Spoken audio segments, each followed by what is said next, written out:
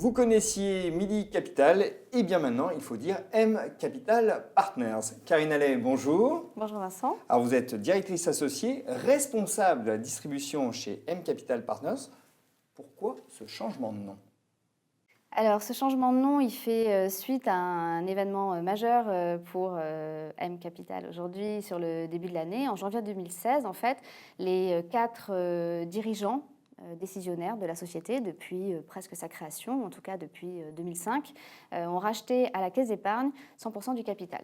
Donc Rudy Seco, le président actuel de la société, la secrétaire générale, le directeur en charge de toute la partie investissement et moi-même la directrice donc en charge de toute la partie collecte de fonds. Donc vous êtes complètement indépendant à présent. Complètement indépendant, et c'est vrai qu'une des premières choses qu'on a faites après le rachat, c'est ce changement de nom, parce que nous sommes nés à Toulouse, donc on avait ce nom qui est historique, et dans un premier temps, on était très focusé sur notre région. Aujourd'hui, on s'est complètement déployé. On a des bureaux à Marseille, à Nice, à Lyon, à Paris, à Barcelone, donc ça n'a plus trop de sens d'avoir cette connotation régionale, et on préférait quelque chose de plus neutre.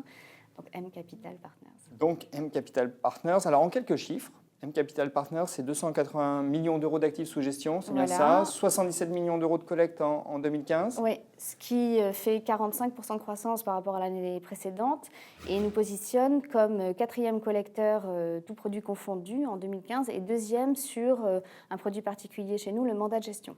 Ce qui vous caractérise, c'est une relative proximité par rapport aux entreprises dans lesquelles vous investissez. Oui, vous insistez là-dessus. Exactement, c'est un point de différenciation très fort chez Midi Capital, chez M Capital aujourd'hui. C'est ces implantations au cœur des territoires. En fait, on part du principe que pour sourcer des entreprises, c'est très favorable d'être au cœur de ces territoires, d'avoir une relation directe avec eux. Donc pour les sélectionner, pour avoir la capacité à les rencontrer très en amont de leur projet, et ensuite pour les accompagner.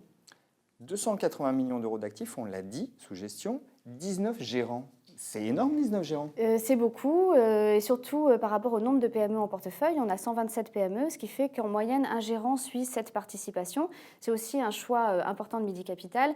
Nous voulons avoir du temps pour sourcer les opérations. L'année dernière, on a rencontré 1300 chefs d'entreprise pour faire une cinquantaine d'opérations, quelque chose comme ça.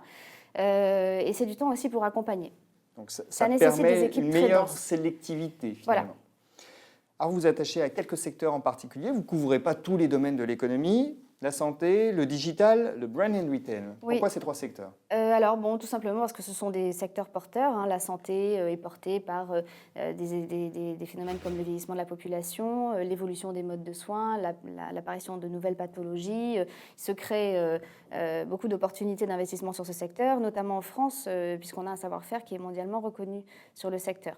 De la même manière, le digital, c'est un secteur en perpétuelle innovation, avec un savoir-faire reconnu en Europe, parce qu'on a une main-d'œuvre très qualifiée, de nombreux centres de recherche, pôles de compétitivité, et notamment en France. Donc ça nous ouvre aussi des opportunités. Sur ces deux secteurs, on va chercher des entreprises qui ont beaucoup de potentiel de croissance. Et pour le brand and retail? Alors le brand and retail, donc nous on y met tout ce qui est un peu marque, fonds de commerce.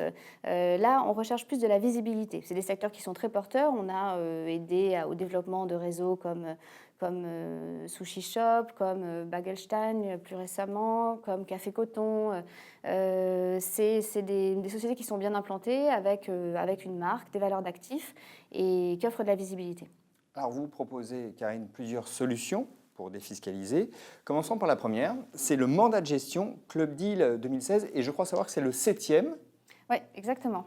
Mandat de gestion, donc vous avez une certaine expérience en la matière. Oui, on a financé 65 PME sur ce produit. Et effectivement, l'idée du produit, c'est d'avoir des sociétés qui évoluent sur des secteurs qui offrent de la visibilité. Hein. On parlait tout à l'heure de sociétés, par exemple, de distribution spécialisée, tout ce qui est marque, tout ce qui est fonds de commerce, détention, d'actifs tangibles et récurrence des revenus. C'est ce qu'on cherche. Et voilà, donc c'est la 7e année, on commence à avoir une bonne notoriété, on a des volumes de collecte qui sont assez significatifs et ça nous permet d'avoir beaucoup de diversification chaque année. Combien de sociétés dans le portefeuille? Alors en juin 2015, on a financé 29 PME. Et là, vous visez combien de sociétés? Très certainement à peu près la même chose, à minima 20-25. Parlons des caractéristiques fiscales du mandat de gestion. Alors fiscalement, le gros atout du mandat de gestion, c'est d'offrir la défiscalisation maximale pour l'ISF, c'est-à-dire 50% de réduction d'impôts et un plafond de réduction de 45 000 euros en souscrivant 90 000 euros. Par ailleurs, c'est un investissement qui va sortir de l'assiette de l'ISF tout au long de la vie du produit. Et il y a une autre caractéristique pour ce mandat de gestion, c'est que les frais sont supportés par les PME. Voilà, exactement. Le souscripteur ne supporte pas de droits d'entrée ni de frais de gestion. Tous ces frais sont assumés par les entreprises. Alors, il y a une contrepartie à ça, c'est que le rendement est prédéterminé avec chacune des entreprises. C'est-à-dire que concrètement, lorsqu'on investit via le Club Deal, mettons 1 million d'euros dans une entreprise, on a un accord avec les actionnaires historiques de ces entreprises, de chacune d'entre elles, pour racheter les souscripteurs Club Deal 120% du prix de souscription. Donc en gros, le souscripteur a investi 100, il a bénéficié d'avantages fiscaux, donc s'il a un prix de revient net de fiscalité aux alentours de 50, il a par ailleurs exclu de l'assiette de l'ISF son investissement pendant toute la durée de détention, ce qui n'est pas non plus neutre. Et au 31 décembre de la 5e année suivant son investissement, si les sociétés, si les dirigeants, si les actionnaires historiques exercent leur option, ils voient ces actions rachetées 120%. La durée de blocage. Alors la durée de blocage, du coup, c'est 5 ans et demi minimum pour respecter le délai de blocage fiscal. Et c'est à partir de cette date que les options d'achat sont ouvertes. Après, les entreprises peuvent mettre plus ou moins longtemps pour exercer ces options. On a également la possibilité de procéder à la vente forcée, mais voilà, c'est peut-être un petit peu rentrer dans le détail, de la société à l'issue de 7 ans. En gros, on a un objectif de liquidité de 5 ans et demi à 7 ans. Alors, la stratégie du mandat de gestion est déclinée au travers d'un FIP, le FIP Capital Actif 2016. Oui, alors en fait, voilà, l'idée de ce fonds, c'est d'avoir un petit peu la même stratégie que le mandat de gestion, mais à l'intérieur d'un fonds. C'est-à-dire qu'on va rechercher la même typologie d'entreprises qui sont matures, qui offrent de la visibilité, qui ont des actifs et une certaine récurrence dans leurs revenus. Mais on va loger tout ça dans un fonds d'investissement. On veut reproduire un petit peu la même chose, que ce soit côté souscripteur ou côté entreprise financée, que le mandat de gestion. À savoir, en fait, ce qui est très intéressant pour une entreprise qui veut se financer avec le mandat de gestion, c'est d'avoir un coût du capital connu à l'avance et cette option d'achat qui lui permet de savoir exactement à quelle date elle pourra sortir les actionnaires financiers, récupérer la main de son capital et elle sait exactement aussi combien ça va lui coûter.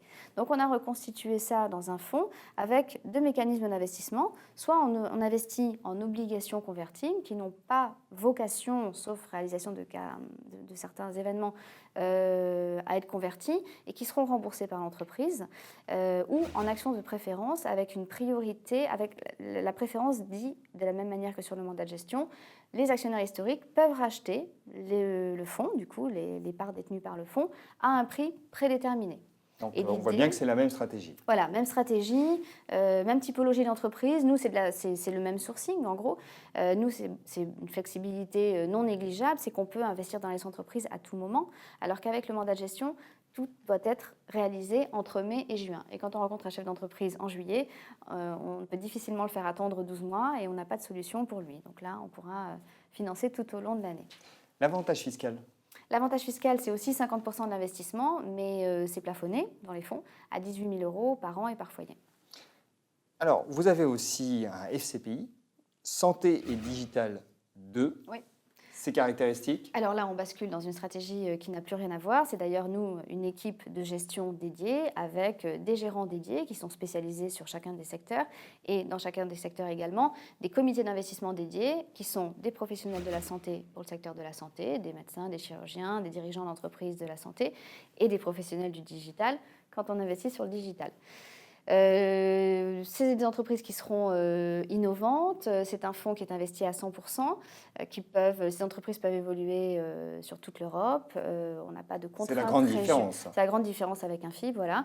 Ça peut être aussi des entreprises cotées. Bon, voilà, il y a quelques flexibilités. On n'est pas non plus contraint par la taille de l'entreprise. Dans les fonds, on doit investir dans des entreprises qui sont des PME, c'est-à-dire qu'elles ont maximum de 150 salariés et puis un chiffre d'affaires aussi maximum à respecter. Là, dans ce FCPI, on n'a pas cette contrainte. On peut investir dans des sociétés qui ont jusqu'à 2000 salariés. Donc, on peut cibler des sociétés de taille un petit peu plus significative. L'avantage fiscal. Voilà. L'avantage fiscal, c'est toujours 50% de l'investissement et toujours un plafond de 18 000 euros par an et par foyer. Donc, 3 belles solutions pour défiscaliser et investir. Karine, merci. Merci Vincent.